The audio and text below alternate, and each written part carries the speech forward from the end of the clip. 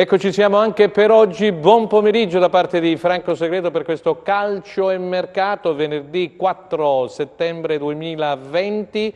Vado subito a presentare la nostra collaboratrice. Buon pomeriggio a te, Vincenza Gallo. Buon pomeriggio a te Franco, bentrovati a tutti. E allora abbiamo un ospite di riguardo che si interessa principalmente di calcio e mercato, è un giovane collega, validissimo, puoi presentarlo. Assolutamente sì, direttamente da Cosenza Channel, Antonio Clausi, benvenuto Antonio. Grazie a voi per l'invito, un saluto a tutti. Grazie Antonio, abbiamo due colleghi che praticamente ci aiuteranno in questa prima parte, ci supporteranno per quanto riguarda il discorso del calciomercato.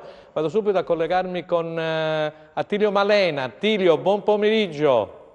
Buon pomeriggio, un saluto a voi in studio. E dovremmo incrociare anche il collega da Reggio Calabria, Giusva Branca. Giusva, ci sei? Buon pomeriggio a voi. Ok, partiamo subito facciamo un giro con Antonio Clausi, vediamo cosa bolle in pentola, poi subito linea da Attilio Malena e a Giusva Branca, da Reggio Calabria. Vai Antonio, grazie. Beh, questi giorni sono, come dire, i giorni di Sarko, no, Franco? Sì. Sono i giorni in cui Trinchera sta chiudendo questa operazione con il Nizza e arriverà alla corte di Roberto Chiuzzi questo estroso calciatore del pacchetto offensivo, un esterno, un calciatore che può giostrare anche da seconda punta, un elemento molto, direi,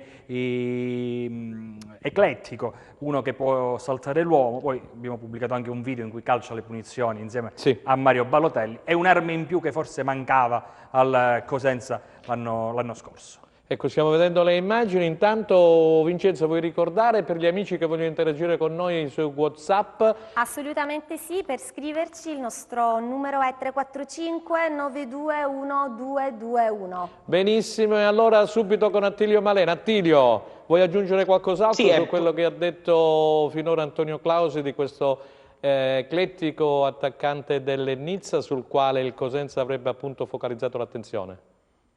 No, Antonio ha detto benissimo, sostanzialmente garantendo a Roberto Chiuzzi un'alternativa importante su tutti i ruoli che poi andranno a ricoprire alle spalle della prima punta. Lo abbiamo raccontato anche nel corso di ieri, classe 1997, è arrivato il sì a sorprese, mi verrebbe da dire, eppur si muove, il Cosenza non sta assolutamente a guardare, con le proprie possibilità cerca di rinforzare la rosa a disposizione di Roberto Chiuzzi, indipendentemente dai ritorni di Balulì e Conè, sempre possibili, indipendentemente dall'arrivo di Ingrosso. È un Cosenza che cerca con i propri mezzi, ribadiamo, è giusto rimarcarlo sempre per chi ci ascolta, di rinforzare questa rosa a disposizione di Roberto Chiuzzi. Più striminzita è vero, ma il colpo che si avvicina a quello di Sacco è un colpo, per chi lo ha imparato a conoscere, per chi l'ha seguito, senza dubbio un vero e proprio talento.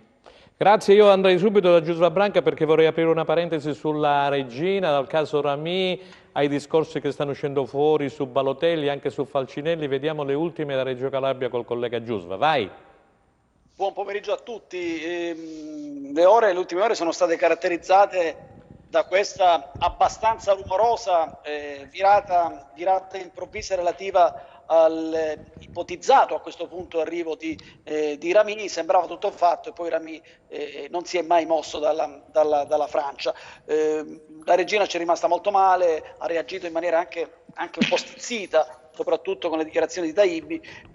Fatto è che Rami ha cambiato idea, o probabilmente, diciamo che un eccesso di ottimismo, anche di inesperienza, ha caratterizzato sul piano della comunicazione pubblica la cifra di questo movimento di mercato della Regina. L'esperienza ci ha insegnato che tanto più importanti sono i colpi, quanto più hanno la necessità di restare sotto traccia fino a firma avvenuta. La Regina, per sua scelta, ormai da un anno e mezzo invece sceglie di sbandierarli anche prima del tempo. Per carità, è una scelta, però stavolta era andata male perché Rami all'ultimo momento ha virato altrove, adducendo un po' delle scuse. Ci sono state delle versioni contrastanti da parte di Rami, del suo agente e anche della Regina.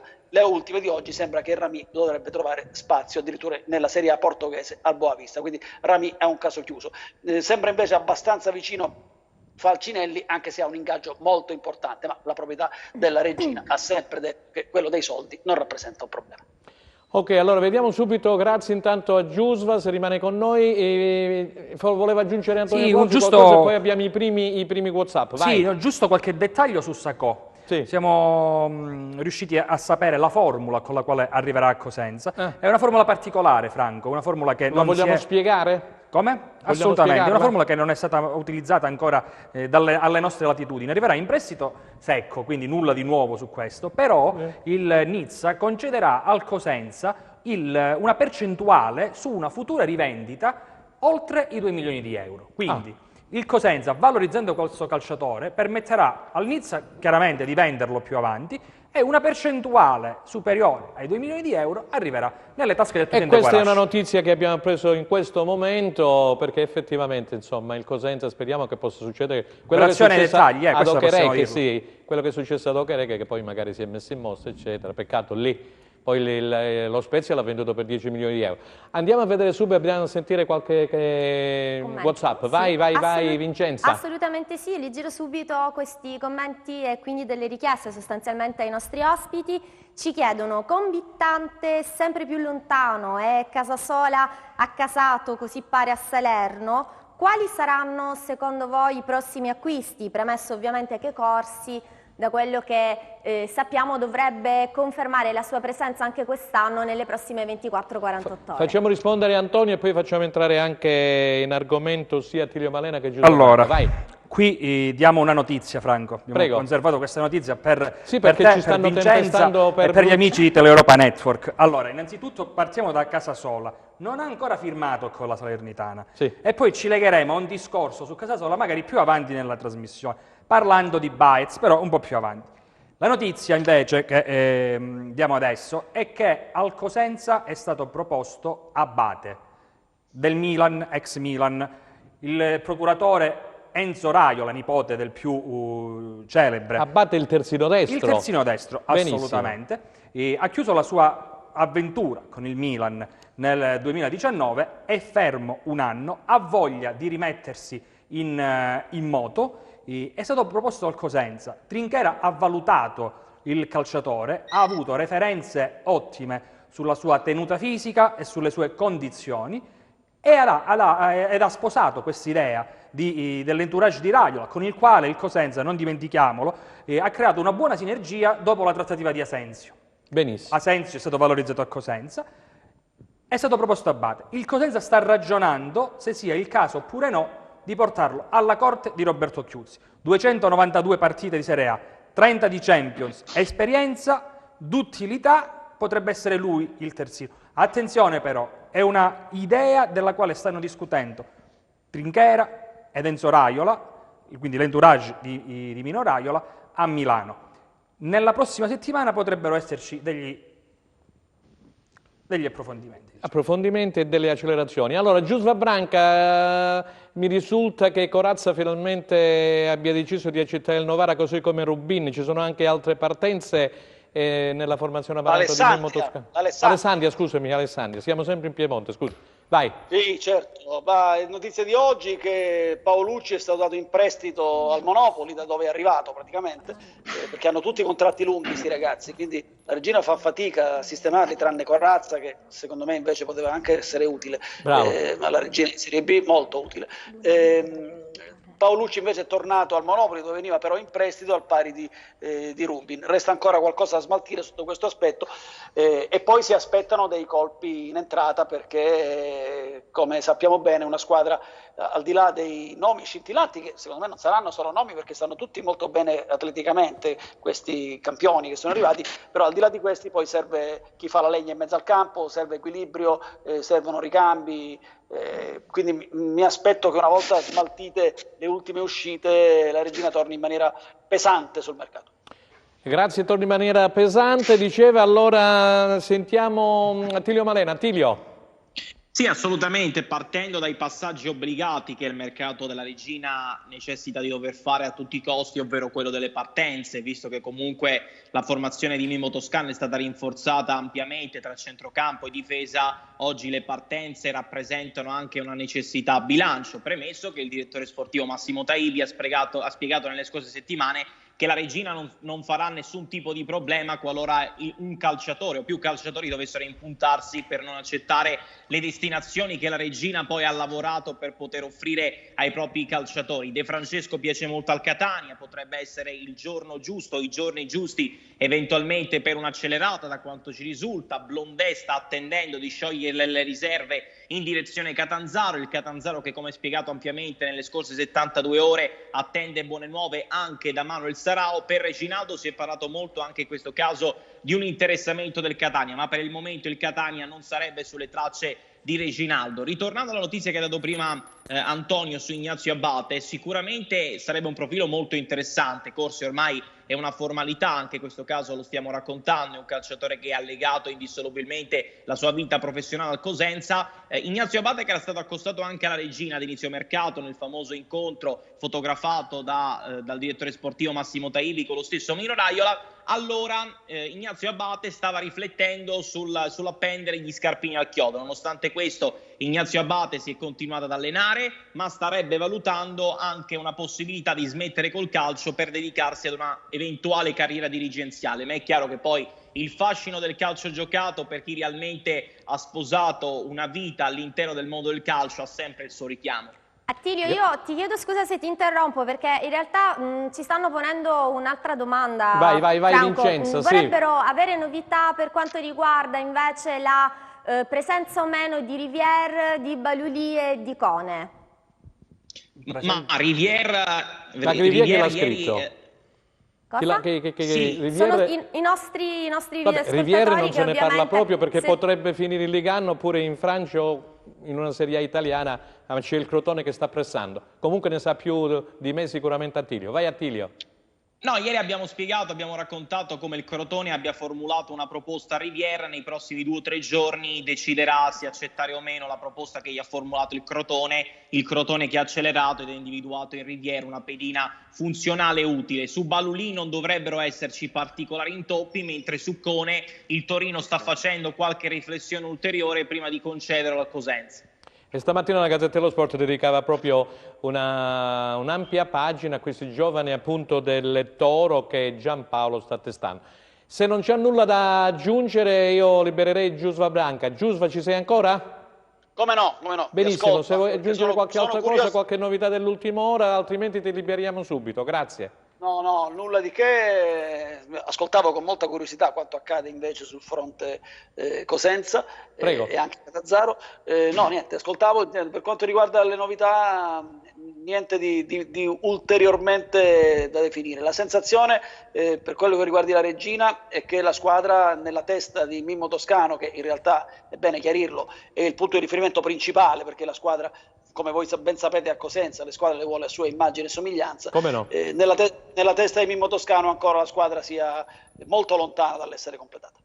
Giusva, grazie per il tuo contributo, ti lasciamo perché sei impegnato, grazie ancora, ci risentiremo prossimamente. Antonio, subito, e poi ci sono anche altri WhatsApp. Sì, no, giusto. Nel frattempo, scusami, mi scrivono sul mio cellulare personale gli amici di Rino De Angelis, Franco, Roberto, chi c'era più? Mario, Silvana, che praticamente dicono che hanno tanta fiducia in Stefano Trinchera, perché poi per il 15 di settembre, il 16 dovrebbe essere pronta la squadra che parteciperà naturalmente al terzo campionato di fila di Serie B. Questa è una piccola parentesi, apre e chiudo, li salutiamo, grazie, perché sono dei nostri telespettatori che ci seguono tutti i giorni. Vai Antonio. Giusto per dare un altro piccolo retroscena sulla trattativa di Sanco, sai che mi piace andare anche dietro le quinte, magari catturiamo la curiosità di chi ci sta ascoltando. L'operazione è in via di definizione ed è stata conclusa grazie all'interessamento di Oscar Damiani, Franco, che tu conoscerai benissimo. Caspita. Ed è il punto di riferimento di un'importante società di procuratori francesi che hanno appunto tra i loro clienti Sanco e che si sono affidati in Italia proprio a questo noto agente che è entrato in contatto con Trinchera, con il Cosenza, e poi stanno portando a termine questa operazione. Quindi anche questo altro un'altra piccolo... chicca che ci ha dato Antonio Clausi di Cosenza Channel, lo ringraziamo. Vai con i messaggi, Vincenza. Allora, in realtà questa è un'altra richiesta che io giro ad Antonio e prego anche nel frattempo Sì, perché questa è una news, Franco, ne parlavamo prima. Vai. Prego infatti la regia di mandare il video. Per quanto riguarda, ci sono un po' di rumors su Gianmarco Ingrosso, pare dalle ultime che dovrebbe Eccolo quantomeno arrivare, quindi firmare definitivamente con il Cosenza lunedì della prossima settimana. Diamo giusto qualche novità, Sì. Antonio, e poi ti lascio subito la parola. Su Ingrosso è stato... Facciamo dare qualche novità, Ti poi... do qualche novità, perfetto. giusto qualche news. Allora, nasce il 28 di gennaio del 1989, quindi Noi lo diamo per fatto, capito? noi dobbiamo essere positivi, Franco, quindi Ci assolutamente mancherebbe. sì. Ecco qua, ecco il 31 video. anni, nasce a Gagliano del Capo, quindi a Lecce, 1,86 m per 82 kg, sostanzialmente un difensore centrale, ma anche terzino. Ha totalizzato 9 gol, 183 presenze in uscita dal Pisa e Antonio poi me lo confermerà sicuramente, è stato seguito da diversi club di Serie C come il Bari, come il Palermo, come il Padova, ma nelle ultime ore, negli ultimi giorni pare che a spuntarla potrebbe di fatto essere proprio il Cosenza, che lo sta valutando appunto come possibile rinforzo per il reparto arretrato. Ovviamente, correggimi se sbaglio, in assolutamente. alternativa lui potrebbe anche giocare da difensore centrale o da esterno destro e qualora dovessimo avere l'ufficialità lunedì, parrebbe che lo stesso Ingrosso abbia manifestato la volontà a far parte e a trasferirsi quindi alle pendici della Sila. Me lo confermi? Tutto ciò che ha detto è corretto.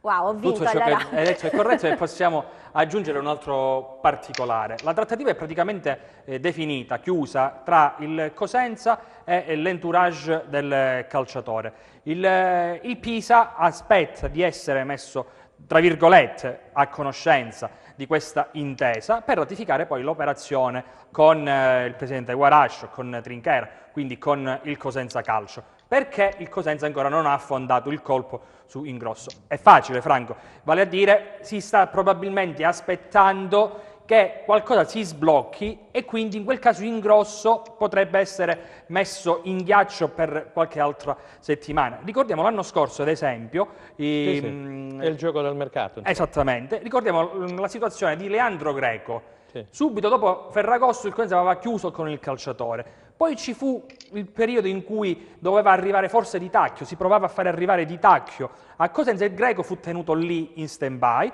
per poi chiaramente virare con convinzione sul regista ex Foggia. La situazione di Ingrosso è simile, non che Ingrosso sia una seconda scelta, attenzione, Ingrosso è un valido difensore centrale e può essere utilizzato in due ruoli, al centro dei tre difensori o sul centro-destra. Nell'idea di Roberto Chiuzzi c'è, come dire, la convinzione che Idda abbia fatto bene nel ruolo di stopper, di marcatore centrale al centro dei tre e quindi si inizierà in questa maniera. Quindi nel caso di arrivo di Ingrosso, molto probabile, come ha detto Vincenzo, lunedì Ingrosso andrebbe a giostrare sul centrodestra, tra virgolette, al posto di quel Capela di cui ormai il Cosenza ha perso un po' le tracce. Benissimo, e allora Attilio Malena, io vorrei ricordare anche per gli amici, perché noi, insomma, il Cosenza sta andando sui giocatori che hanno, come dire, utilizzato ultimamente, caro Antonio e caro Attilio, il sistema di gioco, il famoso 3-4-3, ricordiamo a tutti, io lo ricordo benissimo, Ingrosso era uno dei pupilli di Auteri, nel Matera, giocava insieme a Carretti in quel famoso 3-4-3,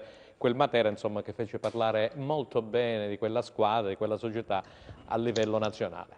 Attilio, lo ricorderai sicuramente.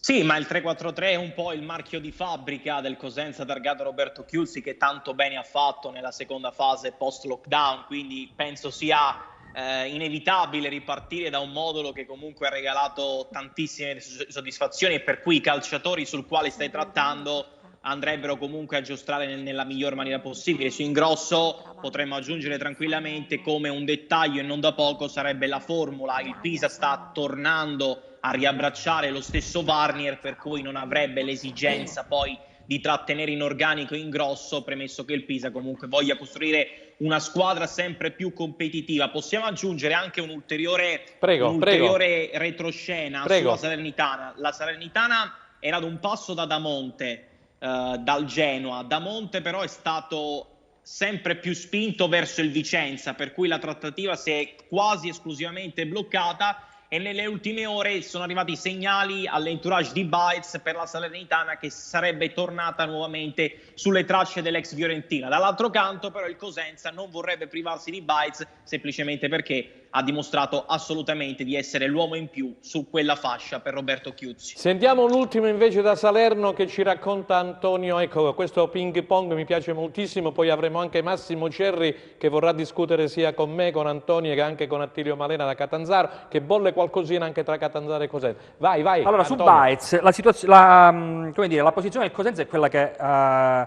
illustrato Attilio. Sì, c'è un però. Il però è questo. Qualora la Salernitana o chi per la Salernitana arrivasse ad avanzare un'offerta al Cosenza intorno al €1.000.000, quantifichiamola, il Cosenza si siederebbe a trattare. Questo è ciò che filtra. E posso aggiungere che nella trattativa potrebbe entrare anche Casasola con un eventuale prestito, signori. Esatto. Questa è la trattativa che dovrebbe intavolarsi nei prossimi giorni. Quindi non stiamo dicendo che Baez va a Salerno, questo a scanso di equivoci, perché spesso e volentieri poi si capiscono fischi per fiaschi. Esatto.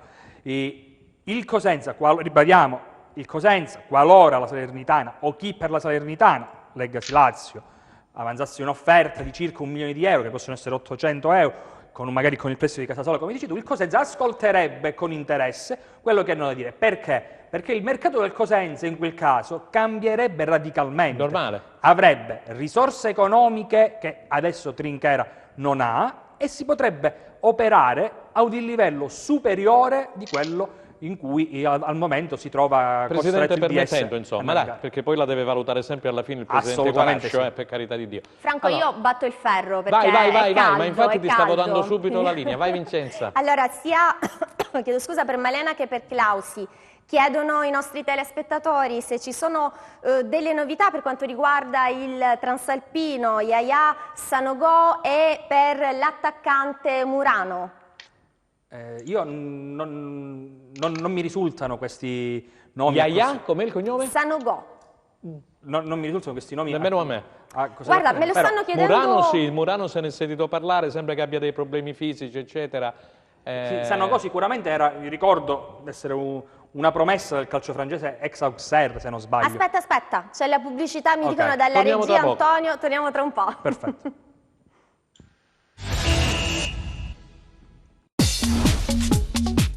Cerca Teleeuropa sul tuo Play Store o Apple Store e scarica la nostra app.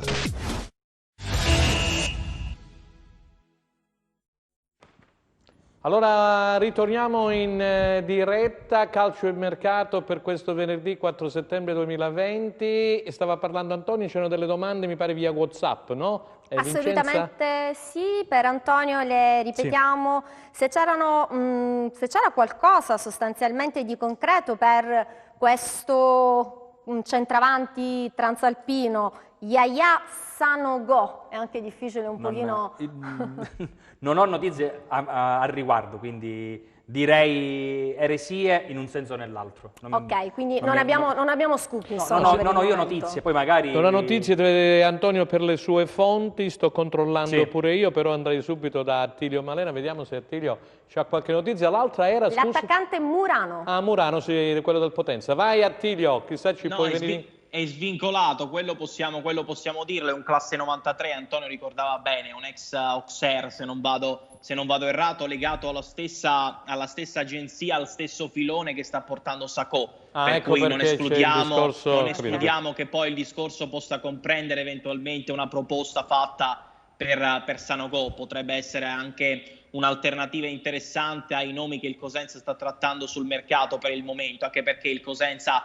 stesso discorso per Sakho, soprattutto per l'attacco, per via delle pretese inferiori rispetto a obiettivi italiani, sta puntando molto sul mercato estero, in particolare quello transalpino. Su Murano per il momento ci sono degli interessi addirittura dalla Serie D, ma in Serie B per il momento non si muove nulla, anche perché il Potenza avrebbe una richiesta economica da dover soddisfare. Attilio resta dove sei, Antonio poi gli diamo la parola dopo, Sì. ma mi dicono che abbiamo Massimo Cerri, che è una vecchia conoscenza dei tifosi del Cosenza, attualmente direttore sportivo del Catanzaro con noi al telefono. Buonasera Massimo, grazie per essere con noi. Salve, buonasera a tutti, grazie a voi per avermi invitato. Allora Massimo, cosa bolle in pentola in questo Catanzaro? Calabro vuole testare un po' i giocatori che avete in organico per poi eventualmente sferrare l'attacco verso qualche altro rinforzo?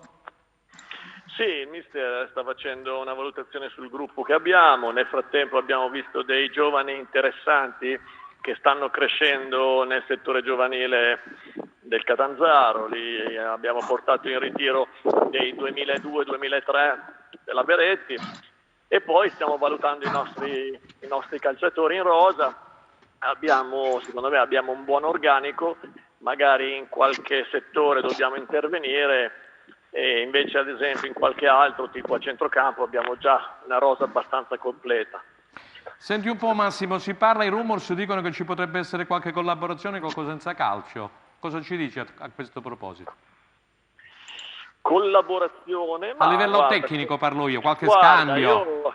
Sì, no, Tipo infatti, lo Statella, tipo il Di Piazza, si fa a nome di qualche giocatore? guarda, io ogni tanto in questi giorni ho parlato col direttore sportivo che Stefano è una grande persona. Parli di Trinchera, sì, grazie. Sì, Stefano Trinchera è una grande persona e grande professionista. Voi in questi anni avete fatto grandi risultati, il Presidente ha tenuto alto il nome del Cosenza, quindi io da fuori vi ho seguito mi è piaciuto tutto quello che è successo, specialmente nell'ultima parte di campionato. Vero. Con mister Occhiuzzi che quando io ero a Cosenza avevo predetto che secondo me il futuro del Cosenza era Occhiuzzi e questo me lo può riconoscere il presidente Guarascio. Vabbè, insomma, diciamo che ci potrebbe essere, qualche scambio di calciatori, insomma, questo lo abbiamo capito. No, ci stiamo parlando e magari qualcosa potrebbe esserci. Potrebbe nascere. Prima c'è Antonio Clausi qui con me, Massimo di Cosenza Channel, e poi Attilio Malena che è collegato via Skype. Una domanda per il direttore. Direttore, sempre un piacere sentirla, soprattutto in TV. Grazie, è un piacere per me rispondervi. Dica. Abbiamo parlato prima con Franco di queste possibili collaborazioni tecniche, quindi magari qualche calciatore che dal Cosenza potrebbe finire al Catanzaro. Io so però che un ex calciatore del Cosenza, un'ex promessa del settore giovanile, è finita sotto le tue grinfie. Possiamo dire Salines, che potrebbe essere un calciatore del Catanzaro? 99? Guarda, l'ho seguito nelle varie sue esperienze, ne stiamo parlando, una decisione definitiva la prenderemo nei primi giorni della prossima settimana. Esatto. Questo ti posso dire. Intanto grazie. Prego. Attilio Malena, vuoi porre qualche domanda al direttore Cerri che è con noi? Ma innanzitutto lo saluto con molto affetto, il direttore lo sa, e poi due curiosità velocissime: quanto manca e cosa manca per Blondet e a che punto è la situazione per quanto riguarda Celiento ed Erisio. Non è un mistero che i due siano finiti nel mirino del Bari di Auteri. Allora, per quanto riguarda Blondet, noi abbiamo fatto una proposta, il ragazzo ci sta pensando, forse magari aspetta ancora qualche giorno perché magari spera di andare in Serie B. Io glielo auguro, però gli auguro anche di poter venire a Catanzaro. Noi saremmo contenti, secondo me faremmo un buon acquisto e prenderemo un ottimo difensore che è polivalente, può ricoprire tutti i ruoli della difesa. Mi auguro che ti riflette e che poi venga da noi. Sentiamo Antonio e poi diamo la parola a Vincenza, così liberiamo tra qualche minuto il direttore Cerri. Vai. Giusto per sapere lo scambio Curiale-Tulli.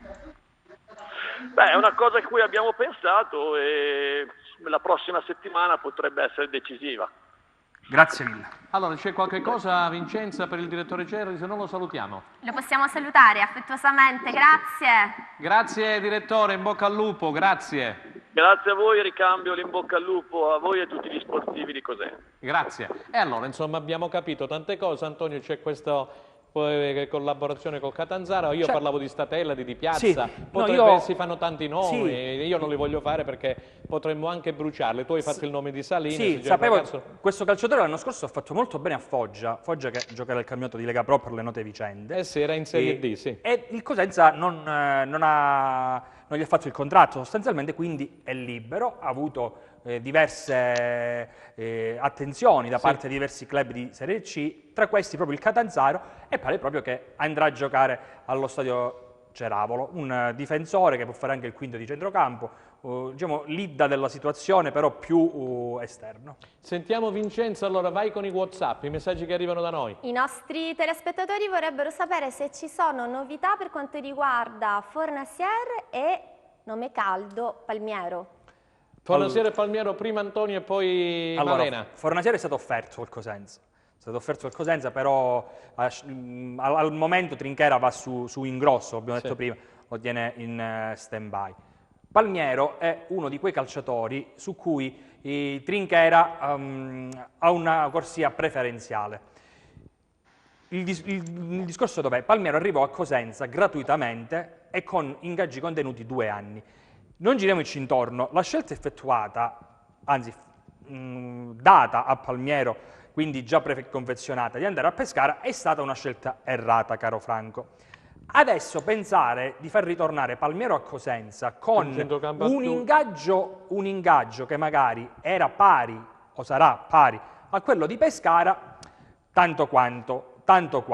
E quindi il Cosenza ha frenato per questo. Non ha frenato, il Cosenza sta lì, aspetta l'evoluzione del calciomercato, perché un conto sono i primi giorni di mercato, tu mi insegni, un altro conto sono l'ultima settimana. Però c'è anche un discorso da fare dal punto di vista tattico, e di questo vorrei parlare anche con Attilio Malena, perché lui è un play di centrocampo, quindi va benissimo in un centrocampo a 3. E Franco, io su nel questo... Nel 3-4-3 il centrocampo è a 2. Mi hai servito un assist, insieme perché? a quello che dici tu, giustamente un altro nostro telespettatore chiede, la giriamo quindi ad Attilio Malena, per il centrocampo quali e quanti giocatori servono, oltre ovviamente a Sciaudone e Bruccini? Ma premesso che ne servirebbero dal mio punto di vista almeno altri 3, 2 di una certa qualità, 2-3, esattamente. 2 di una certa qualità e un profilo più giovane da far crescere in casa e utilizzare col contagocce eventualmente per poi valutare un prestito. Su Palmiero possiamo dire che da quanto ci risulta era stato accostato con molta insistenza al Lecce. Per il momento il Lecce spinge per Tutino ma non spinge per Palmiero. Su Palmiero ci sta lavorando la Salernitana, che ha proposto al Napoli un prestito con obbligo di riscatto e controriscatto sempre a favore del Napoli, ma è chiaro che sia un calciatore che il Cosenza guardi sempre con molta attenzione, anche se è vero giustamente, come dicono da casa, che con il 3-4-3 probabilmente le caratteristiche di Palmiero non verrebbero esaltate rispetto eventualmente ad un 3-5-2, ma su Palmiero in questo momento ci sono altre squadre che stanno spingendo con ulteriori forze e con maggiore forza economica. Una è la Salernitana, prestito con diritto di riscatto, con obbligo di riscatto e controriscatto a favore del Napoli, con l'obbligo di riscatto che scatterebbe qualora la Salernitana dovesse raggiungere la promozione in Serie A. Dall'altra parte era stato accostato, era stata data per fatta la trattativa che poteva portarlo a Lecce. In realtà il Lecce sta cercando di soffiare alla Salernitana Gennaro Tutino, ma non Palmiero, che per il momento non interessa. Guarda, Antonio e Attilio, poi diamo spazio ancora alla nostra Vincenza, mi scrivono di Koulibaly che potrebbe essere un colpo a sorpresa del DS Trinchera. Allora, Koulibaly giochiamo a carte scoperte a questo punto. Koulibaly non ci piove, piace al Cosenza da almeno 1 anno e mezzo, Franco. Koulibaly è stato promesso dall'Udinese alla Salernitana. Partiamo da questo. E questo lo sapevamo già. Ok. L'Udinese però ceduto Fofana sta valutando, e bene, Koulibaly in ritiro. Il ritiro con la in Serie A, sì. Quindi, nuovamente al Cosenza, alla Salernitana e a tutte le altre pretendenti, l'Udinese cosa dice? Teniamo Koulibaly, però lo diceva anche l'anno scorso, fino all'ultimo giorno di mercato, quando poi Koulibaly andò in Serie B. Sono trattative, io faccio l'esempio di Brignola, ad esempio. Sì. Il Sassuolo cercava un acquirente importante l'anno scorso per questo calciatore, che ha un ingaggio molto alto. Non è riuscito a piazzarlo a nessuno per tutto l'arco di 2 mesi di calciomercato. L'ultimo giorno, il 2 settembre, finì a Livorno. È vero. Allora, sentiamo Attilio Malena, poi spazio a Vincenza. Attilio, su Koulibaly, perché se ne dicono tante. Sembra che Pierpaolo Marini non lo voglia far muovere da Udine, come diceva effettivamente Antonio. Ma che sia un calciatore sotto la lente di ingrandimento del Cosenza, su questo credo che, come giustamente diceva Antonio, non ci piove. Però su Koulibaly la Salernitana è molto molto più avanti, però resta da capire effettivamente la Salernitana dove voglia andare a parare. La Salernitana sta trattando talmente tanti calciatori in queste ore che probabilmente ha le idee un po' confuse. Infatti Salernitana e Cosenza, tutti quelli che piacciono al Cosenza, c'è sempre la Salernitana. No, le idee possono essere molto simili. Però anche da una perché parte c'è probabilmente Fabiani, le idee di Lotito, il Castori... cognato Mezzaroma, dall'altra parte c'è solo Guaraci, insomma. A proposito, continua, che No, dico, da una parte ci sono Lotito, Mezzaroma e il DS Fabiani, dall'altro Guaraccio con Trinchera. Mi pare che sia impari un po' la lotta, no? Specialmente a livello economico. Vai! Hai parlato di Salernitana, Lazio, queste cose, giusto Sì. per restare in tema e riannodarmi, dalla Lazio Primavera arriva Zilli, un 2003 per il Cosenza Primavera, un centravanti friulano, un Toro, 1,90 m. Zilli, come la cantante, sì, come Nina. Operazione per la Primavera, sezione giovanile, oggi Belmonte, Nicola, ex Sì. difensore In di bocca al Udinese, lupo a Nicola Perugia. Belmonte. Ha parlato con Mezzina in società, potrebbe esserci per lui un ruolo nella futura Under 15 di Rossoblu. E allora, vai Vincenza, vai. Allora Franco, io ho due domande un pochino più tecniche. Adesso vorrebbero sapere da entrambi i nostri ospiti se ci sono novità per quanto riguarda l'utilizzo della VAR in Serie B e se, dato che da giorni sta circolando questa voce, di fatto i prestiti saranno 6 o in più o in meno. Mi pare che l'altra volta è entrato sui prestiti, sì. Io ripeto, avevo sentito 6 e 8, la FIGC esatto. non aveva ancora chiarito Però il dato che tutto, ancora non poi l'amico, abbiamo- se non vado errato, Antonello Aprile, Esatto. l'avvocato che salutiamo,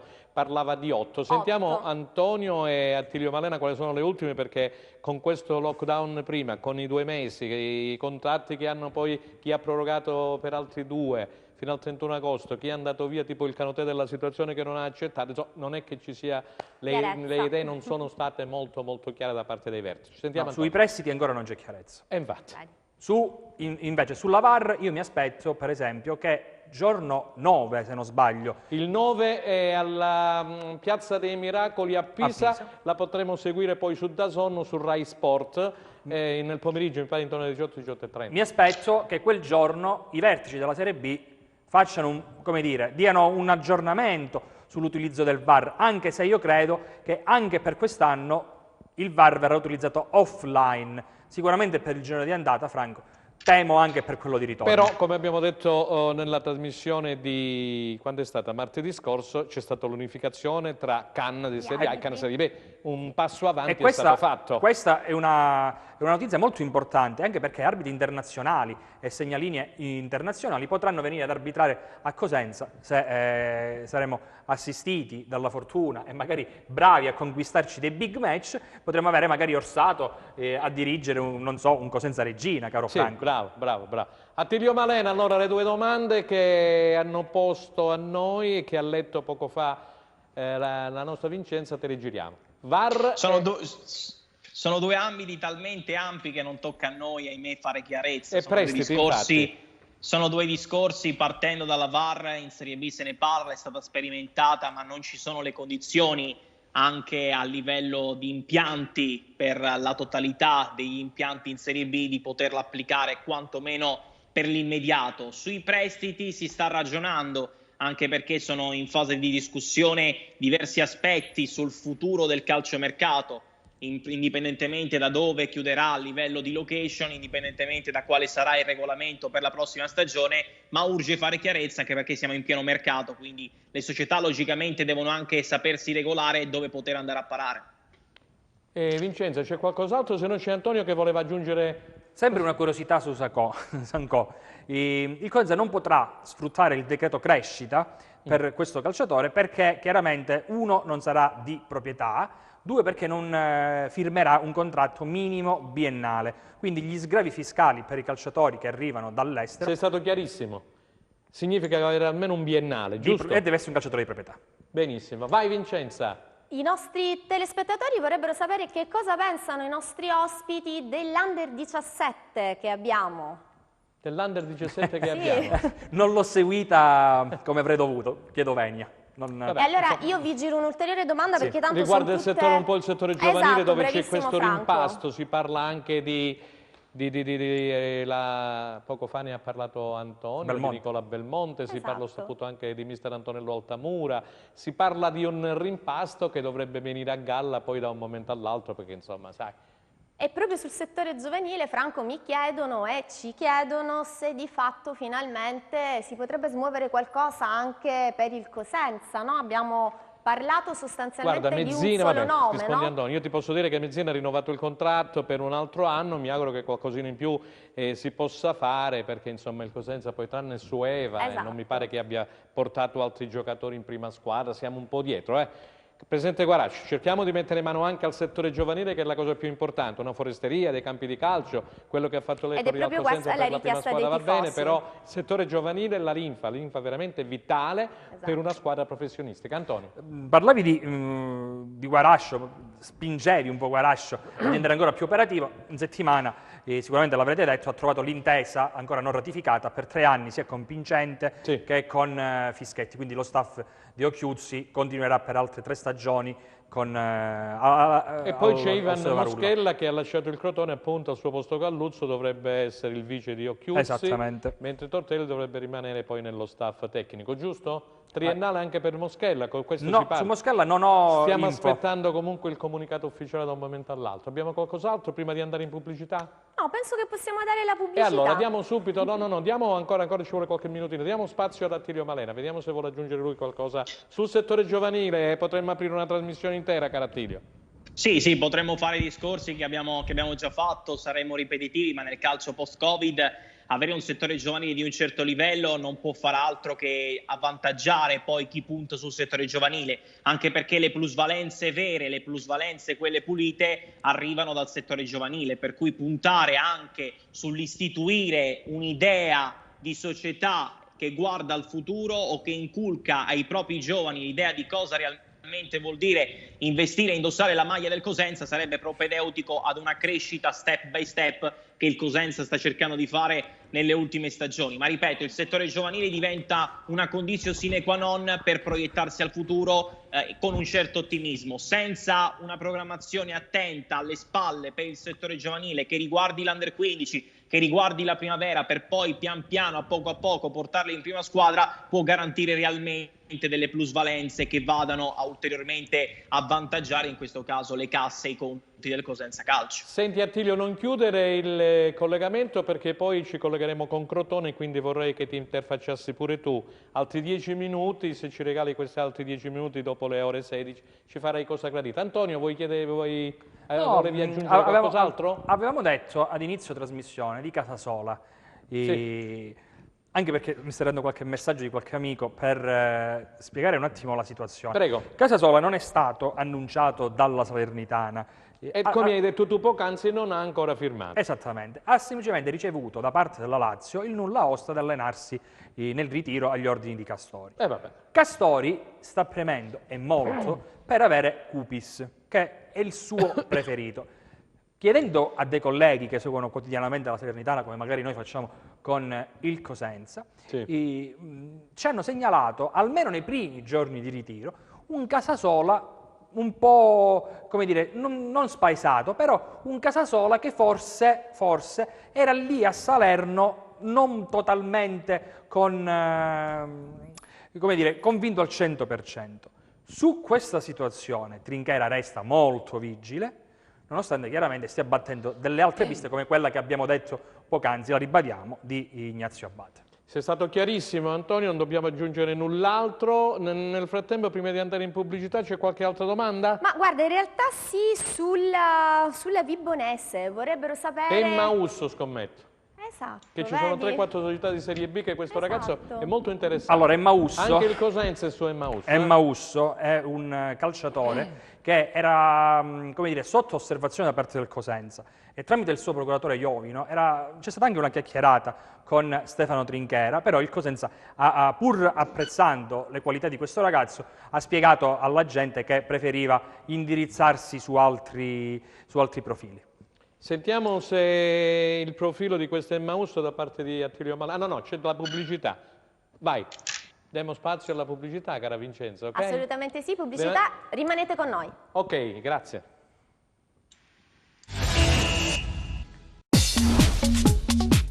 Cerca Teleeuropa sul tuo Play Store o Apple Store e scarica la nostra app.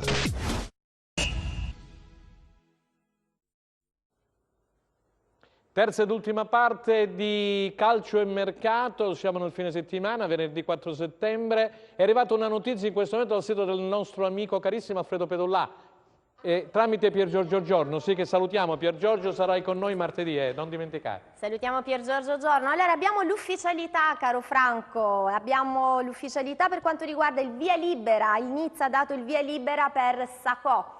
Quindi è diventato il nostro calciatore appunto del Cosenza Calcio. Benvenuto quindi a Sacco e ringraziamo ovviamente sia Pier Giorgio Giorno, Alfredo Pedollà che segnalano veramente nell'immediatezza le news e ci tengono aggiornati su tutto quello che è il calciomercato minuto per minuto. Antonio, un bel coppo, ne abbiamo parlato all'inizio, ne abbiamo parlato ieri, Pippo Gatto che salutiamo. Abbiamo dato tutti i retroscena di questa trattativa. Adesso Pedollà dà la conferma, lo ha fatto, quindi io presumo che inizio della prossima settimana questo Isam Sacco sarà sicuramente a Cosenza. Attilio Malena, ci sei? Nel frattempo mi chiamate Crotone? Grazie, Attilio Malena, vai. Sì, credo che non ci sia più nulla da aggiungere su Sacco. In 48 ore abbiamo spiegato vita, morte e miracoli, manca solo, non so, un po' di gossip intorno a Sacco, cosa ama mangiare, questo poi lo scopriremo e magari lo racconteremo, premesso che comunque le sue qualità siano fuori discussione ed è un colpo importante. Attilio, ma non finisce Cosenza. qui perché ci scrivono tanti amici da casa, mancano ancora 7-8 calciatori, insomma, di levatura. No, non finisce, non perché finisce se arriva qui. Sacco c'è solo un portiere che è Vladimiro Falcone, 25enne della Sampdoria, e poi Sacco, sono due, però insomma non finisce qui, 24, non finisce qui, ma la pazienza nel mercato paga. Faccio un esempio che non riguarda il Cosenza. Pre-Europa League il Manchester United chiedeva 20 milioni di euro più bonus per Smalling, ora la Roma sta prendendo Smalling per 9 milioni di euro di parte fissa più 4 di bonus, per cui la pazienza in ottica mercato può pagare. Conosciamo la politica del Cosenza, ormai la raccontiamo da anni, una politica attendista e una politica che dove il Cosenza può andare ad investire, dove il Cosenza può andare a stringere lo fa, dove c'è da attendere servirà chiaramente per i cosiddetti colpi dell'ultima ora attendere ancora qualche settimana. Attilio, io ti interrompo giusto un attimo perché c'è una domanda che vogliono porre ovviamente proprio a te. Pettinari nella rosa attualmente del Trapani, che ovviamente è retrocesso, perché il Cosenza non riesce a farlo suo, quindi non lo prende? Questioni di soldini? Qual è il problema? La premessa doverosa è che Pettinari ha un ingaggio molto alto. Oltre questo, però, la legittima ambizione dell'entourage di Pettinari, dopo un campionato incredibile con il Trapani, è quello quantomeno di puntare ad una Serie B di vertice. Per cui non c'è assolutamente nessun tipo di fretta per la prossima sistemazione di Pettinari. Qualcuno lo aveva accostato anche al Palermo in Serie C, senza dubbio tentativi che poi risulteranno vani, anche perché legittimamente, ripeto, Pettinari con il suo entourage punta ad una sistemazione più prestigiosa, con tutto il rispetto del Palermo, con tutto il rispetto per il Cosenza, si punta ad una Serie B, tanto per intenderci, a vincere. È vero. Antonio, scusami che abbiamo subito la collega della Gazzetta del Sud da Crotone, volevi aggiungere qualcosa? Volevo giusto salutare il nostro amico Mauro Meluso, che è diventato direttore sportivo dello Spezia, un triennale in Serie A. Il primo contatto che ha avuto combinazione è stato con Giuseppe Mangiarano del Trapani per la questione Nzola. Il Trapani chiede 1 milione di euro, lo Spezia non glieli dà, quindi Zola si riciclerà, tra virgolette, sicuramente in Serie B. Si riciclerà in Serie B, vedremo dove andrà a finire, seguiremo anche il discorso Zola perché è interessante. Buon pomeriggio Claudia Berlingeri da Crotone, eccola qua, buon pomeriggio Claudia. Buon pomeriggio a tutti. Allora, arriva questo Rivière Emanuele, il nostro amico a Crotone, alla Corte dei Vrenna o no? Come stanno le cose, le ultime? Sì, allora, l'offerta è stata fatta, l'ingaggio sarebbe alto, ma insomma chiaramente il club sta cercando di trovare un giusto compromesso per farlo arrivare. Nello stesso tempo Sì. avrete visto che è stato ufficializzato Magallan, un gran colpo dall'Ajax che è arrivato in prestito con diritto di riscatto fissato a 9 milioni di euro. Sta per arrivare Vulic della Stella Rossa Belgrado, un centrocampista del 96 di cui se ne parla un gran bene. C'è l'interesse per Pass del Bologna, un difensore centrale del 93 che lo scorso anno è stato a Lecce, e questo fa anche pensare, visti i diversi difensori centrali che stanno per arrivare, fa pensare che Spolli potrebbe andare via, potrebbe lasciare Crotone per raggiungere Maxi Lopez nella San Benettese. Ci sarebbe anche l'interesse per Isco, quindi probabilmente vogliono ricomporre il trio argentino del Catania di qualche anno fa. Non solo perché insomma, il Crotone è molto attivo sul mercato, visto che insomma, il 20 settembre si torna in campo in trasferta in casa del Genoa. In trasferta già si sapeva, visto che insomma, è stata una richiesta della società perché stanno per la risollatura del campo, per cui si andrà a giocare in casa del Genoa e poi ci sarà il Milan subito all'uscita, poi si va in trasferta a Sassuolo, E poi la Juve. arriva. Quindi insomma subito si parte alla grande e la preoccupazione di Stroppa è proprio quella che la squadra ancora ovviamente non è preparata perché ha solo 14 giocatori di movimento, per cui ancora la squadra, lo ha detto apertamente, manca in diversi suoi pezzi, per cui insomma non vede l'ora di poter E deve mettersi essere all'opera. completata come il Cosenza prima possibile, giustamente. Claudia, sentiamo un attimo Attilio Malena. Attilio, tu che ti interessi anche delle vicende del Crotone, hai sentito Claudia Berlingeri? Sì, l'ho sentita. Da aggiungere a questo discorso, il Crotone aveva completato un accordo di massima sia con Rezza che con Dell'Orco. Dell'Orco può arrivare quando un difensore uscirà dal pacchetto difensivo del Crotone. L'indiziato numero 1 è Gigliotti. Enrique è un altro nome su cui il Crotone sta lavorando, prestito con diritto di riscatto, una trattativa pressoché definita e si attende solamente l'ultimo via libera, così come nelle prossime ore dovrebbe arrivare il sì di Luca Cigarini per completare poi il pacchetto che andrà a sostituire Andrea Barberis. Su questo fronte il Crotone, oltre che su Rivière, sta lavorando ormai da diversi giorni, da diverse settimane, sui nomi di Sebastiano Esposito e quello di Aguamè, ma Rivière in questo momento, visto che come abbiamo raccontato ieri il Crotone ha formulato questa offerta economica e entro 2 o 3 giorni riceverà una risposta. Per quanto concerne Vulic, è una trattativa su cui il Crotone sta lavorando da diverse settimane. Anche qui ne abbiamo parlato lo scorso 5 agosto, si muove sotto i dettami di Giovanni Stroppa su idee ben precise, andando comunque a consolidare l'idea di gioco che ha permesso al Crotone nella prossima stagione di militare nel massimo campionato italiano. Grazie. Allora Claudia, scusami, c'è una domanda pure per te, visto che l'avevano rivolta prima per il Cosenza Pettinari. Voi lo avete avuto Pettinari a Crotone? Sì, è maturato molto negli ultimi 2 anni, È maturato tantissimo perché a lui, insomma, quello che a Crotone mancava era proprio la fase realizzativa, che poi a Trapani ha ampiamente concretizzato, ampiamente meritato. E Pettinari, tra l'altro, è sposato con una ragazza di Crotone. Per cui, questa è un'altra chicca che ci dà la nostra classe, sposato con una ragazza di Crotone. Non lo sì, sapevamo. quindi si vede molto spesso qui e insomma si allena. Insomma, Cosenza quindi potrebbe essere vicina, sempre che domande d'offerta. Sì, l'ingaggio sarebbe alto, non so, insomma, a che cifre viaggia, insomma, dai. Sì, pensare. Senti, la squadra, mi dicevi l'altra volta, sarà in ritiro fino al 13 settembre, è stato allungato il ritiro di un'altra settimana. Claudia, amichevoli Crotone? Al momento non è stato ufficializzato niente, ma chiaramente, Franco, ancora stanno aspettando i rinforzi. Che necessitano rinforzi di qualità, di categoria, per cui il primo pensiero di Stroppa è quello di lavorare sull'amalgama di chi arriverà.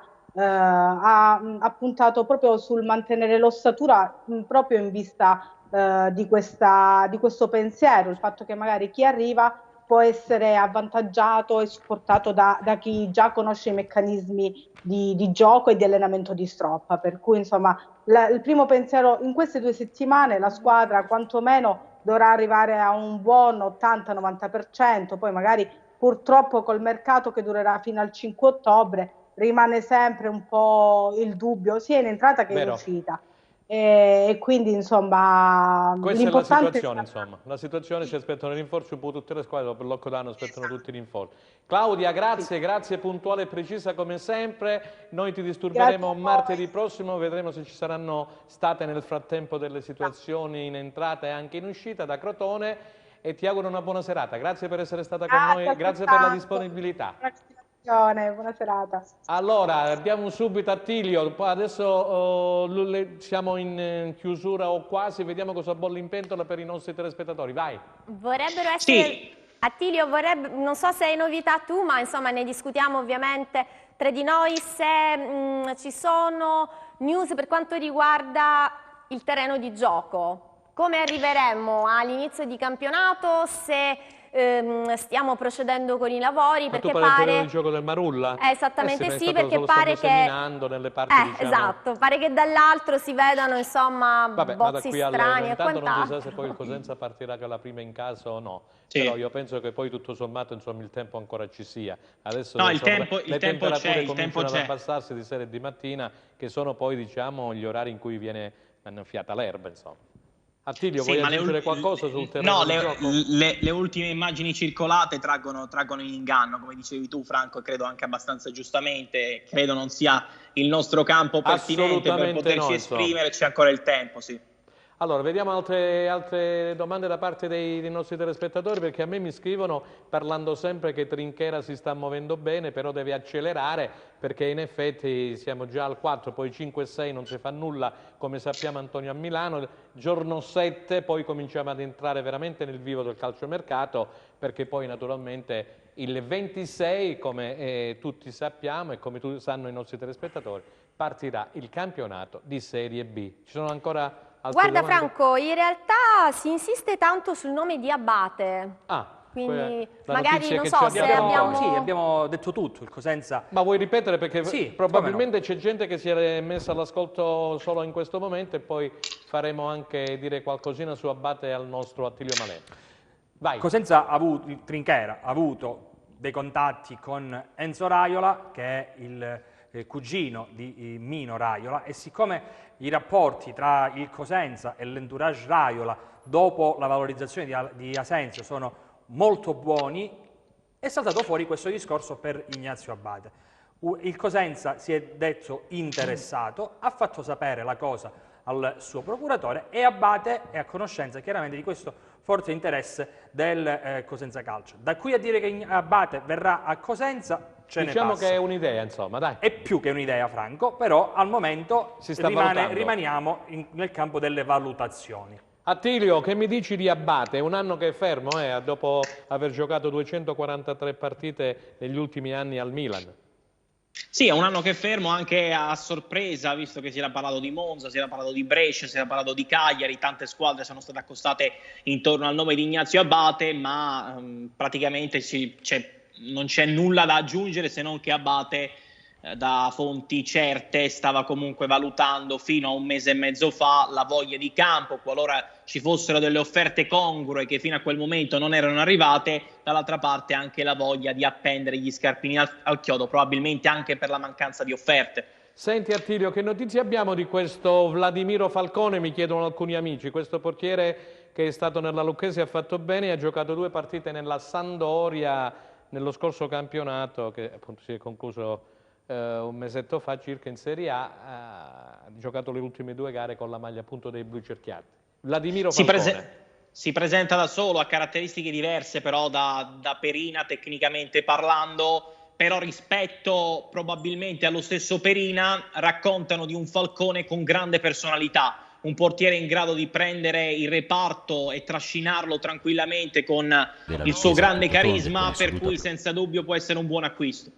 Antonio, mi chiedono di Bittante, domanda ed offerta. Ecco, vediamo qui nel frattempo in immagini di repertorio il portiere appunto che riceve un gradito omaggio dai sostenitori della Lucchese, e poi lì era una partita con la Sampdoria Che notizie abbiamo di Bittante? Perché sembra che tra domanda, mi chiedono ed offerte ci sia un bel po' di differenza. Mi pare che il Cosenza non sia mai riuscito a farla veramente un'offerta a Bittante. Ma è stato Bittante a fare l'offerta, a chiedere? A dare delle indicazioni, forse. A dare delle indicazioni sul... Però il fatto che il Cosenza si stia guardando è molto intorno, il profilo di Abate è 1. Quindi percentualmente Bittante è così molto bassa la percentuale. Così come Capela. E allora, il discorso in questo caso è semplice. Non vestiranno più la maglia rosso-blu. Ad oggi. Ad oggi. Perché il calciomercato... adesso diciamo una cosa, Franco, tra 10 minuti veniamo smentiti dai fatti. Quindi focalizziamo sempre collocando temporalmente la notizia dove ci troviamo. No, si parla ad oggi, è chiaro. Oggi è venerdì 4 settembre. Esattamente. Ad oggi Bittante non giocherà più con il Cosenza. È chiaro che calciatori come lui, come Capela, prima magari di tornare sui propri passi e dire sì al Cosenza, fanno il giro delle 7 chiese. Se non trovano porte aperte, probabilmente torneranno all'Ovile e poi toccherà al Cosenza chiaramente usare tutti i mezzi a sua disposizione per contrattare il migliore accordo possibile. Vincenza, vai. Franco, una domanda per te. Prego. In questo momento, se abbiamo novità, quando e come torneremo allo stadio? Ma guarda, io sto seguendo quello che ha in mente sia il presidente del CONI Malagò sia il presidente della FIGC Gravina. Vorrebbero praticamente partire, poi la Juventus è un caso a parte perché ha chiesto alla Regione Piemonte di far entrare tutti allo stadio. Vedremo quello che succederà perché ci sarà qualche squadra di Serie A importante come appunto la Juventus che dovrà rompere necessariamente il ghiaccio. Bisognerà vedere anche il discorso Covid, come evolverà la situazione, speriamo praticamente in positivo per noi e negativo per il virus, però c'è il discorso che vorrebbero far entrare gli abbonati al momento, questa è una idea importante da parte della FIGC, si parla solamente di abbonati. Antonio, vuoi aggiungere qualcos'altro? Hai detto tutto. Sei sulle stesse mie idee. Sentiamo invece Attilio Malena per il ritorno sugli spalti, la giriamo a te pure quest'altra domanda. La speranza è che si possa ritornare al più presto alla normalità anche in questo senso, ma sono parole ormai di rito. Una indicazione che è arrivata dalla Regione Lombardia, si sta lavorando per richiedere al governo centrale, al governo nazionale, di poter far entrare il 25% delle capienze di ogni impianto e il numero degli abbonati poi coincide spesso e volentieri con quella percentuale che ha fornito a largo raggio la Lombardia, ma anche l'esempio del ritiro del Napoli di Castel di Sangro, quando i tifosi giustamente distanziati, oppure i concerti giustamente distanziati, oppure sui treni o la stessa apertura dei teatri, il calcio ha bisogno di riabbracciare i tifosi con le giuste precauzioni e a questo punto con la giusta distanza. Precauzioni dico io perché dei colleghi che sono al seguito del Napoli e proprio a Castel di Sangro, Antonio e Attilio e cara Vincenzo, saranno dai 6 agli 8 i risultati positivi. I colleghi che seguono appunto il ritiro purtroppo del Napoli. Vincenzo, Franco, siamo negli ultimi minuti. Al volo un'ultimissima domanda per entrambi. Maciaccio e Prezioso potrebbero tornare a Cosenza?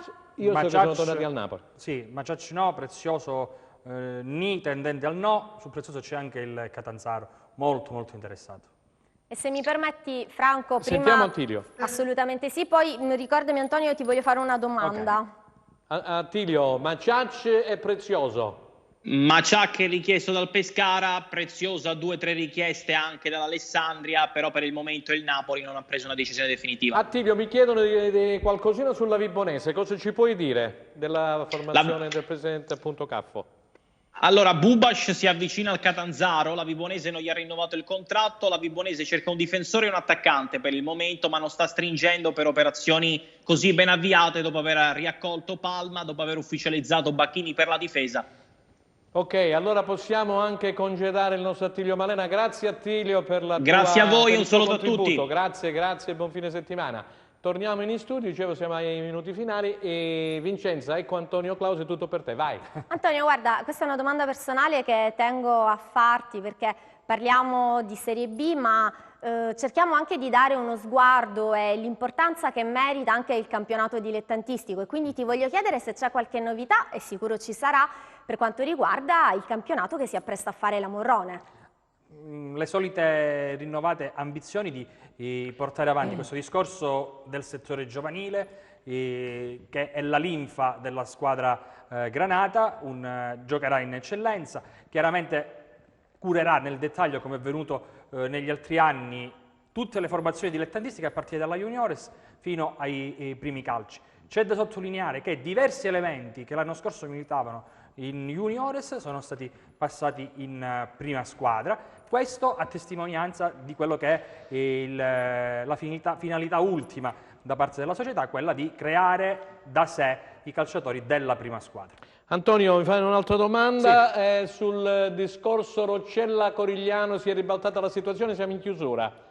Al momento Roccella indica Corigliano in eccellenza, dico al momento perché avrà sicuramente amici di Corigliano Rossano coda. che ci scrivono preoccupati perché il Corigliano stava allestendo la squadra del presidente Nucara, una bella squadra, ora sembra che le cose siano cambiate per il famoso punto di penalizzazione. Esatto. E quindi al momento, oggi venerdì, avremmo praticamente il Roccella Indi e il Corigliano retrocesso, giusto? Esatto. Benissimo, allora siamo alle battute finali, mi pare che non ci sia... Ho un quiz. Ah, Ho un ancora? quiz, sì, perché se non lo concede riescono... Luca Chito, che ringraziamo alla regia insieme ad Enzo Leonetti, volentieri, vai. Non riescono a ricordare un nome di un calciatore, quindi mi dicono chiedilo. Oddio. Vabbè, non è che possiamo leggere nella sfera di Vogliono cristallo. conoscere il nome di quel calciatore del Crotone in prestito alla Reggiana che ha segnato Cargbo, te lo ricordo. Cargbo con la K. Le sappiamo tutte. Allora, Cargbo, dico solamente questo, il Crotone non lo sta tenendo in ritiro perché punta su questo ragazzo. La Reggiana di Alvini ha insistito per riaverlo, il Crotone ha detto no. Antonio. Cargbo dei nostri amici Daniele Piraino, Pierluigi Pulice, che salutiamo ovviamente. Benissimo, allora siamo in chiusura anche per questo venerdì 4 settembre 2020, ringrazio la nostra Vincenza Gallo, grazie Vincenza. Grazie a te Franco. Ti ritroveremo domani con l'amico e collega Pippo Gatto che salutiamo, sì. Pippo appunto, grazie ad Antonio, il nostro Antonio di Cosenza Channel, Antonio Clausi, e ringraziamo naturalmente tutti quelli che sono intervenuti, da Attilio Malena, Giusva Branca da Reggio Calabria, a Massimo Cerri, direttore sportivo del Catanzaro, poi abbiamo avuto anche in ultima battuta, nella parte finale, Claudia Berlingeri di Gazzetta del Sud da Crotone che ci ha detto naturalmente le ultime, insomma abbiamo avuto tanti amici oggi qui come al solito. Io vi ringrazio e vi do appuntamento per quanto mi riguarda insieme a Vincenza Gallo martedì, restate con noi su Telerob perché domani ci sarà ancora Vincenza insieme a Pippo Gatto con Calcio e Mercato. Da parte di Franco Segreto è tutto, arrivederci!